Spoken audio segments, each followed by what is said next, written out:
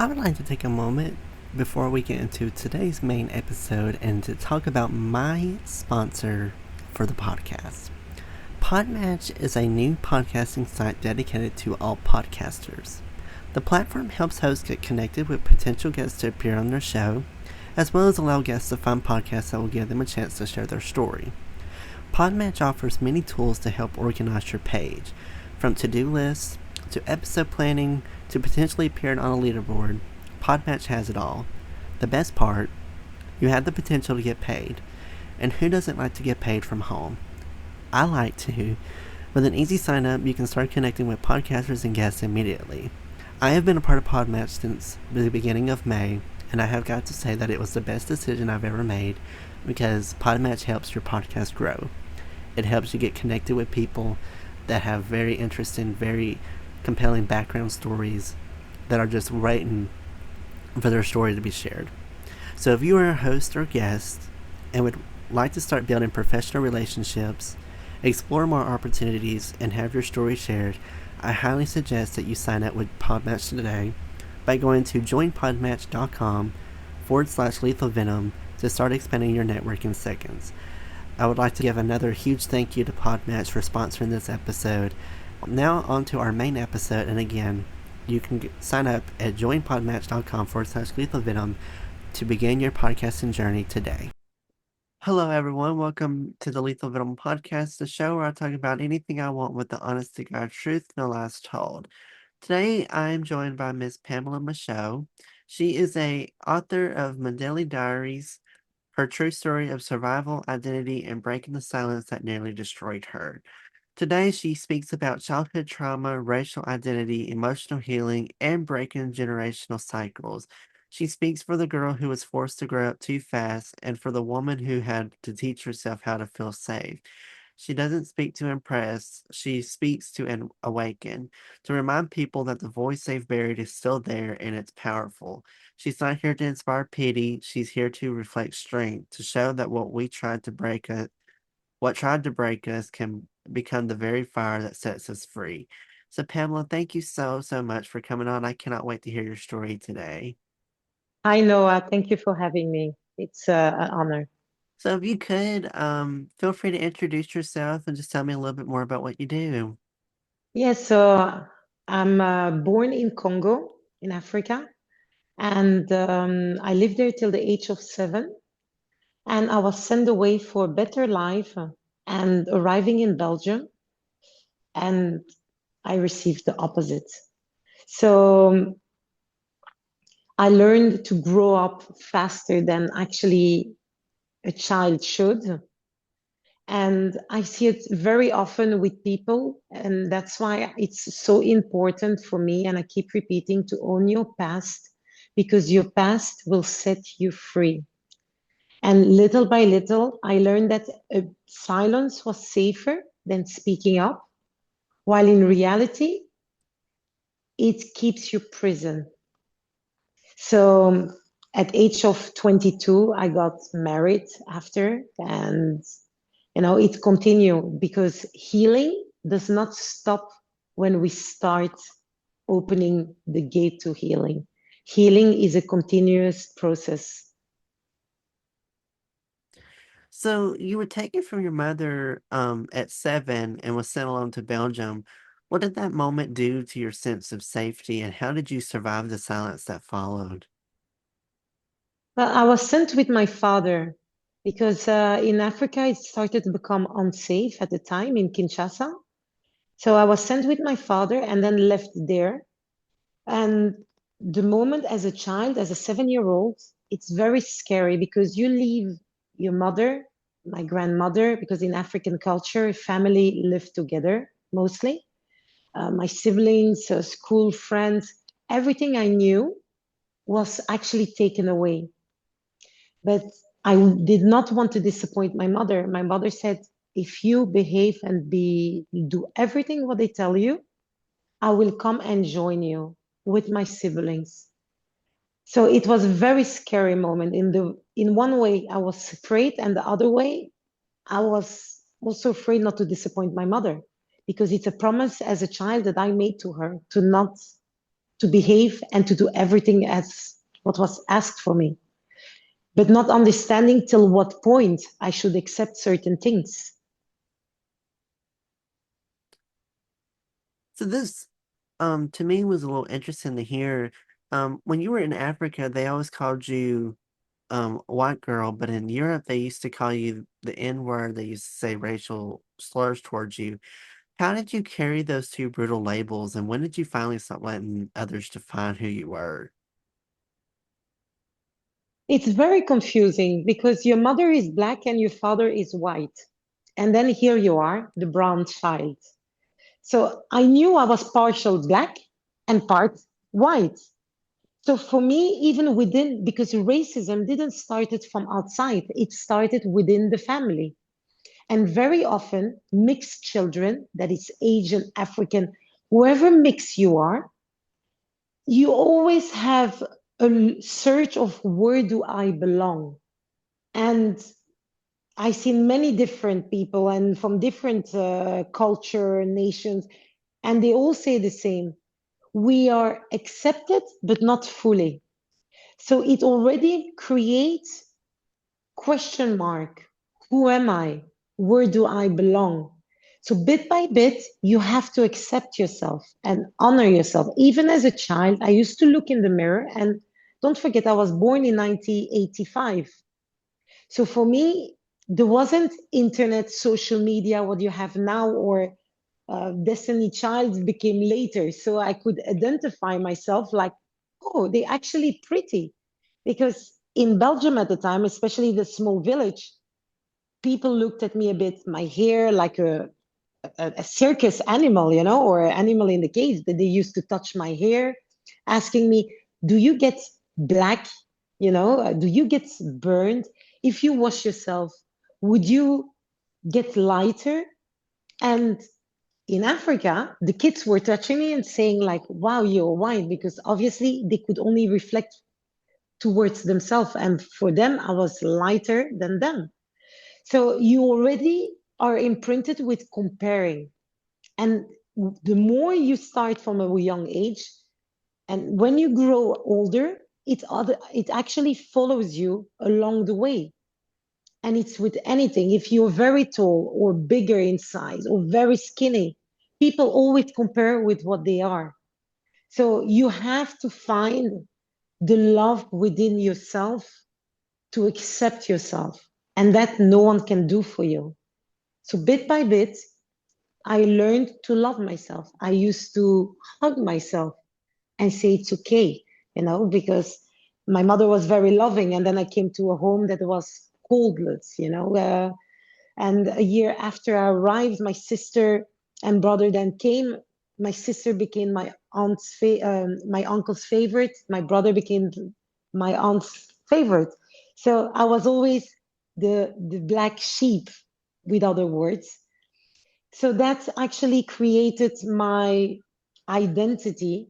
Like, it's okay not to belong because you have to be happy with you. So it's like creating my own bubble of protection, like a shield you create around you. Other will suffer and go deeper in it. I had moments I cried, many nights I cried. Yet I used to look in the mirror and motivate myself, even as a child, like, you're loved. And even if no one here loves you, you still loved. And the love had to start within. So bit by bit, I had to fight for that love within. Did this happen the whole time you were in Europe, or did you see any change in how you were seen as lived in Belgium during this time? I ran away the first time when I was 10. That was the last time I saw my mother. So from age of 7 till 10, I did not see my mother. She came when I was 10. And I was sent back home to my abusive aunt and uncle. And at age of 12, I took the courage to actually take them to court. So I actually built a case against them, meaning I start to study them, their behavior. Because Noah, in every abusive relationship, you have moments where it's an up and then a down. In any abusive relationship, that is your friends, family members or partners, there is always a up where you become amazing and everything, and then back to down where you are worth nothing. And then they have to gain your love again, and then, to gain your trust, because otherwise you will not hold on. And I always compare a heartbeat. You have a heartbeat is like this, up and down. The moment it's flat, it's over. So when you only look at what is bad going on, it's your survival become less and less because you're giving up. But when you hold on the good moment, and yet you're aware what is actually happening and you put words to it, that's already a realization. So the up and down, even when they come, you still keep your core, meaning you still fighting, and you will not give in on what is negative in your life. You said silence was your survival, but it was also your prison. What did breaking that silence cost you, and what did it give you back? Well, at the age of 12, I lost almost everyone in my family. I had no mother, I had no father. I was placed in an orphanage. So it inside it gave me a way of like the silence, and I had doubts like maybe I should have kept silence. But on the long term, you realize when you keep silence, you're protecting the people who hurt you because they fill you with shame, and you think that you are the cause of everything that happens to you, especially as a child. You can take the example of parents divorcing. Children always question themselves and think that it's their fault and that they can fix it. So it cost me almost everything, but it also gained me everything, meaning bit by bit, I actually start speaking up until I wrote my book where I literally put everything raw about what happened in my life. And I own my past now.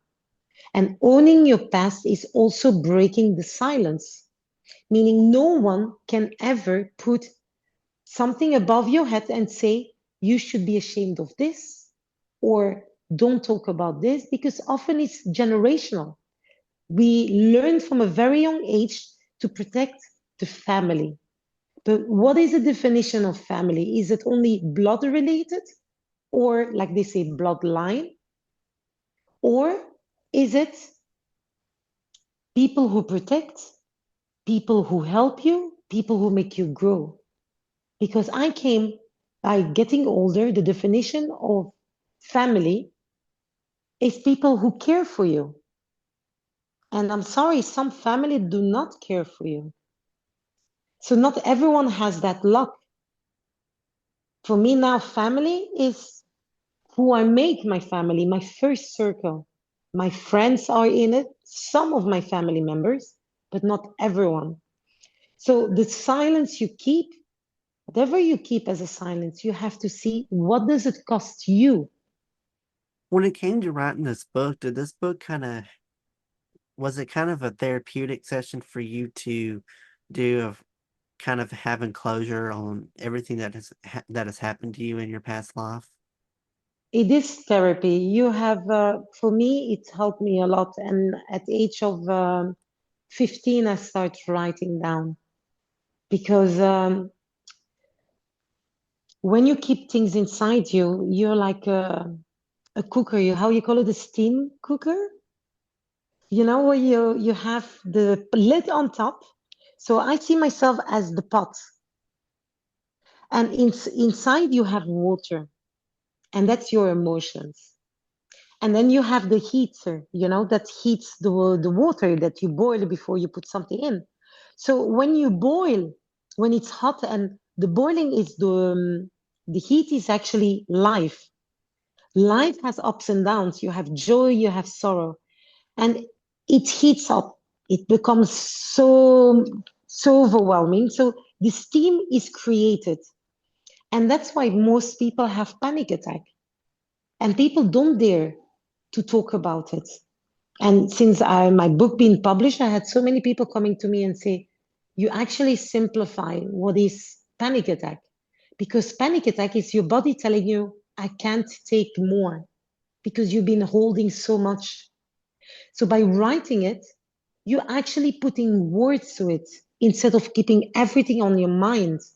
That's why you don't sleep, you are worried, you get anxiety, and everything becomes so much that it needs to come out. So it's very important to find a way how to express your emotions.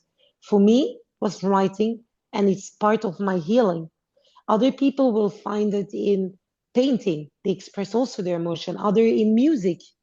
So whatever works for you, you have to find something where it will help you to express what is inside you and what you don't dare or ashamed to talk about.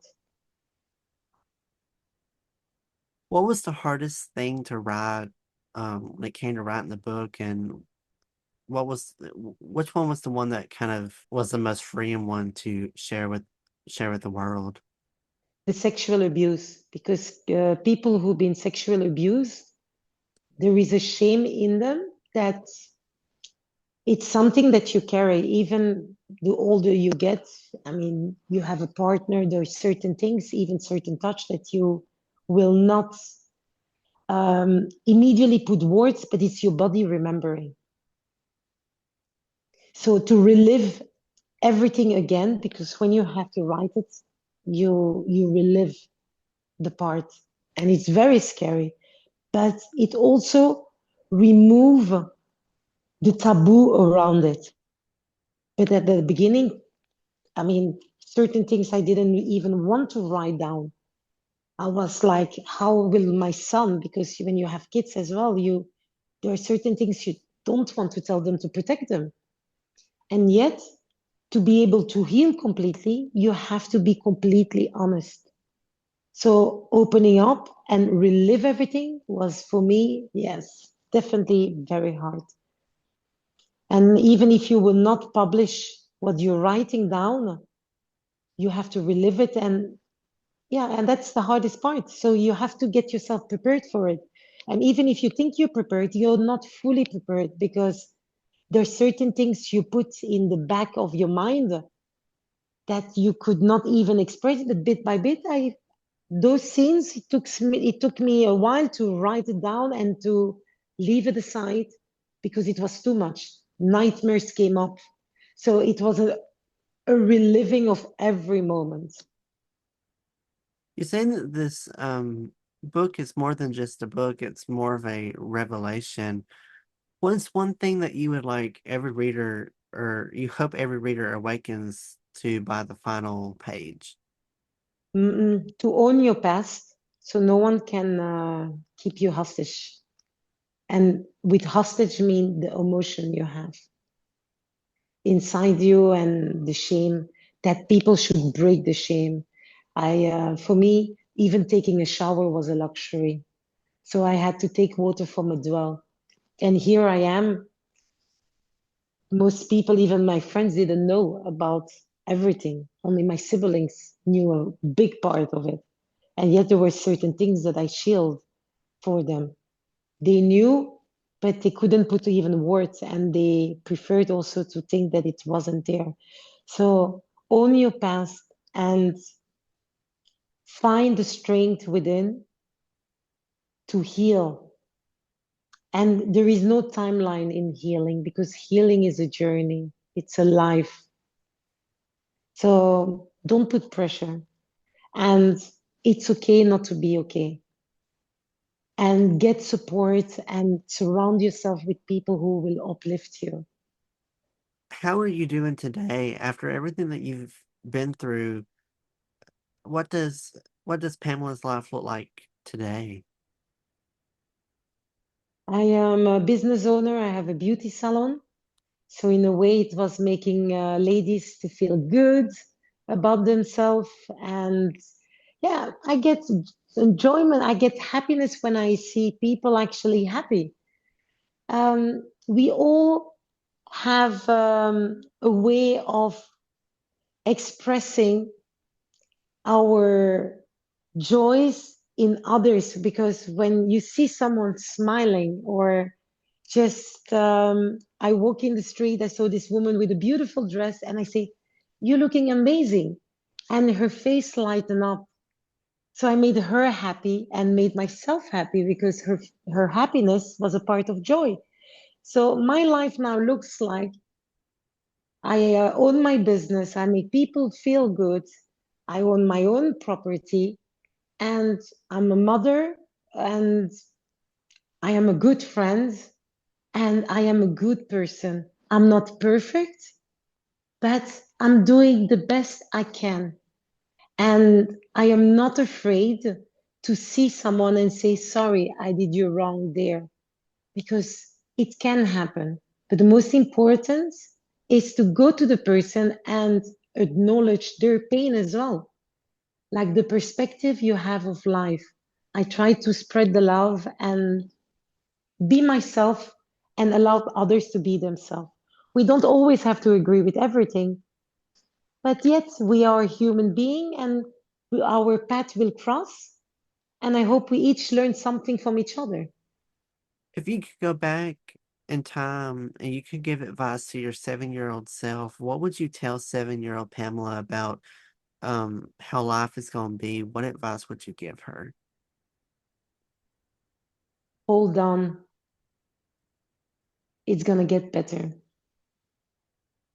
And actually, Noah, some days I wake up, my strength is not the same as today. And I always remember the 7-year-old me who had to grow through all the pain and fought through. And I say, "You are adult now. You can't give up. If she could do it, you're 7-year-old. Come on, you can do it." Is healing ever truly finished for you, or is it something that you still have to choose every single day? You have to choose it every single day. Every single day. There are days I don't want to get out of my bed, but I do not dismiss, I do not make it look like it's nothing.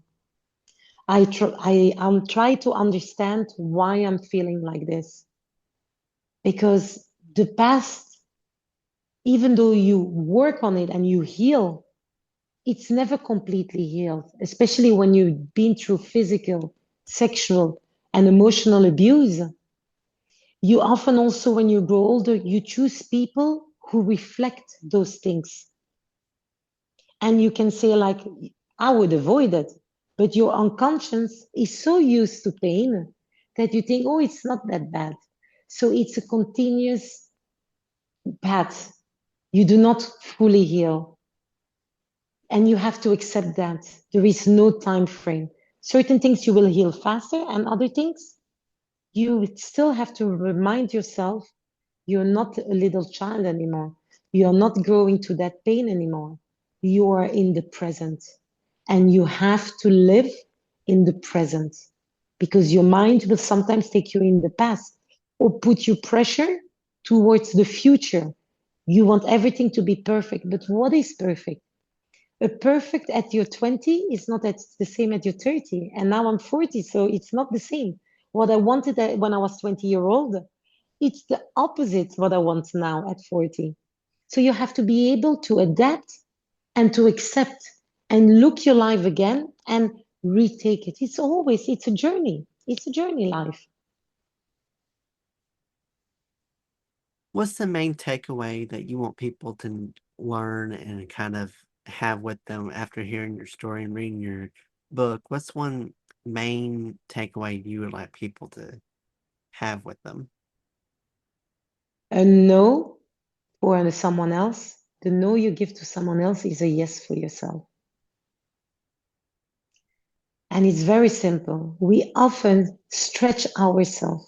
We have a friend that calls us, "I'm not good, I'm not this," and you jump in as the savior. But that time you give away, it's less time for yourself. And if I had to give myself a real valid lesson before, when I was a child, will be take your time and work on yourself more. because very often I was spreading and bending myself because I was a caregiver and take caretaker for my siblings. So I learned to give more than to receive. When someone would give me something, I would be almost uncomfortable, ashamed, like, no, I can't, it's too much. While I was all the time giving. And you learn this with time. So a no to someone else is a yes to yourself. Well, Pamela, I appreciate you so much for coming on here and sharing this story. I think a lot of people can really resonate with it. It's something that everyone secretly struggles with, and a lot of people do feel kind of shy and kind of hesitant to share this. But I think after hearing your story and hearing that it's you need to speak up and stand up for yourself, and also being kind of fighting for you as well as just for your life, it's truly inspirational. If people would like to follow you and learn more about your story, and as well if they would like to maybe check your book out, where all can they find you and support you at? On Instagram, it's Mundele Diaries or Pamela Michaux. And on Amazon, you can have the book in Kindle or paper book. And I will put all of her links in the description box below of where you can find her book, where you can find her on social media, so it's all easy access for all my listeners, so that you don't have to go searching the internet for it. Feel free to also follow me on social media as well: Instagram and TikTok at Lethal Venom Podcast, Facebook, Twitter, and YouTube at Noah's Podcast, and feel free to follow Lethal Venom wherever you get your podcasts from. I'm on all the major platforms: Spotify, Apple, Amazon, iHeartRadio, YouTube, Pandora, as well as other platforms. So feel free to follow the show to where you get notified when new episodes come out.